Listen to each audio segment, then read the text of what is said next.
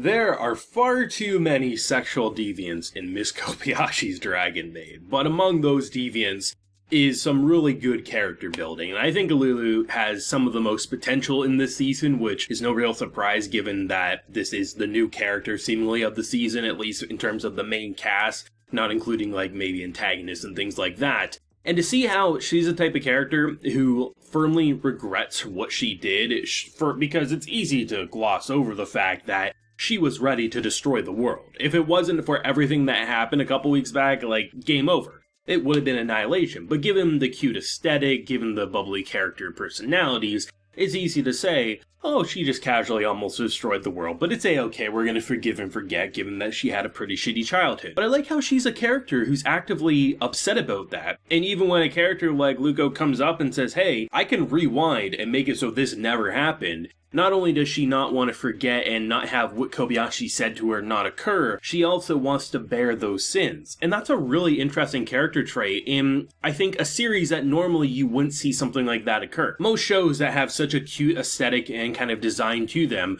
would gloss over the fact and just let Ilulu just be okay. She had her emotional moment last week. It's easy to say now everything will be a-okay. But she actually regrets it. And it's easy to forget the fact that she didn't have a childhood. Like, when she was playing with kids and was having fun, dragons would tell her no. So she never got to experience the childhood that she deserved. So to actually see her over the course of this episode after some pretty good pushes from one of the best girls of the series, it's so nice to see how she got to finally do what she wanted without having venomous eyes linger at her. Rather, she finally had a guardian angel, a dragon who's saying, hey, I want to help you, rather than saying, don't trust in humans. And even though it basically was just Kana and her best friend here, her mind's already in the gutter, wherever she ends up as a teen, goddamn, God help us all, best way to put it. The fact that they were just playing board games and being kids, I think, is really sweet given just how sad of a life she must have lived,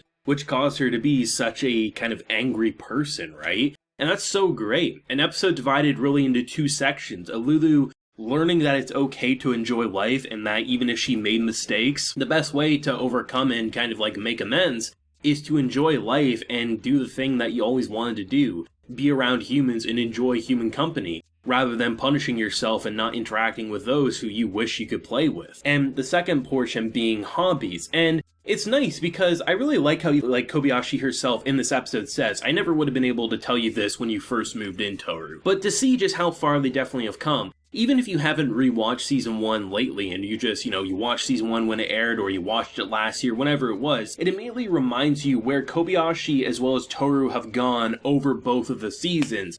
And it really gives you hope for the remainder of this one. I think there's plenty of characteristics that seem very off for someone like Kobayashi, given the fact of how invested she is in maid culture, the kind of various hints that she's given over the course of the series. You naturally would assume she's the type of person who would want to dress up as a maid alongside Toru. But she feels like she's very pulled back from that thought process, and it's interesting how we actually get some confirmation about what happened to her back in the day. She really enjoyed it, she loved cosplaying, and when she was happy and finally showed her friends and family, they said it looked horrible on her. That's gotta be a really low blow to your self-esteem, because it's bad enough when you probably already don't have that high of self-esteem and you finally put yourself out there to those that are supposed to support you and say, wow, good job, give you that moral boost. And she got the reverse of it, which caused her to dress more manly and kind of push away from her feminine side. And I think that's probably one of the biggest reasons early on in the show that she even accepted Toru coming to live with her,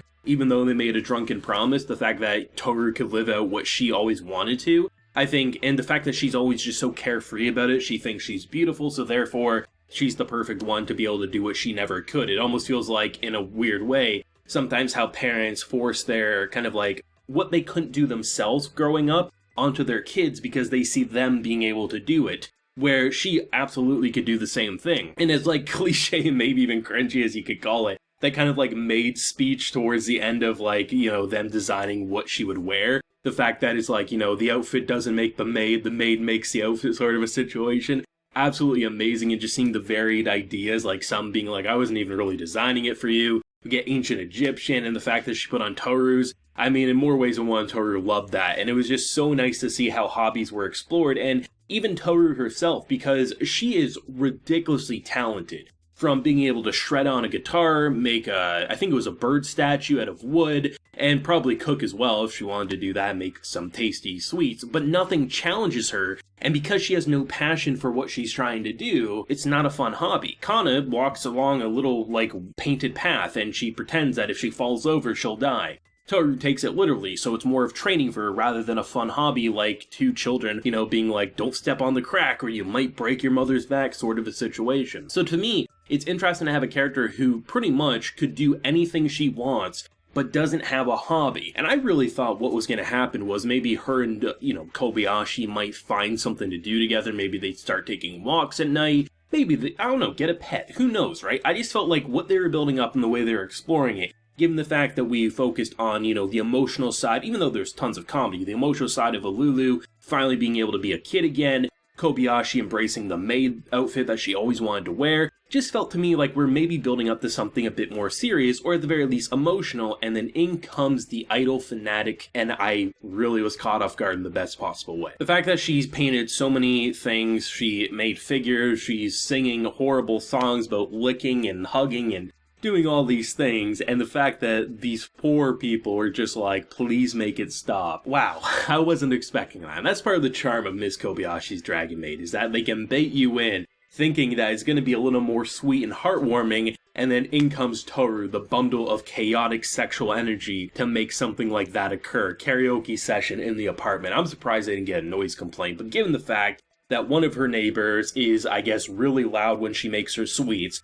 the other probably shreds on a guitar, maybe that's just the apartment complex in general and you just kind of accept it at face value, though I would think many people would get annoyed about hearing about Kobayashi, but anything's possible in this series. It's just such a good production. It's great to see KyoAni just so strong with what they're doing. It really feels like they haven't missed a beat, and so many people had to take up the reins of lost talent due to the couple years back with the KyoAni fire. And they are really keeping the legacy that this series, and I think the heart of KyoAni, is known for alive and well. There's no reason for a shot of Kana pretending to be king while playing Monopoly to look that detailed, but that's KyoAni for you. They treat everyone right, both viewers and their workers, and it shows in the quality. This show wouldn't be half as enjoyable if it was another production team. It really, really wouldn't. I never read the manga, I've heard good things about the manga, but in terms of an anime, this wasn't as polished as it was. No quality source material could hold up a mediocre production. The Miss Kobayashi's Dragon Maid is just getting better.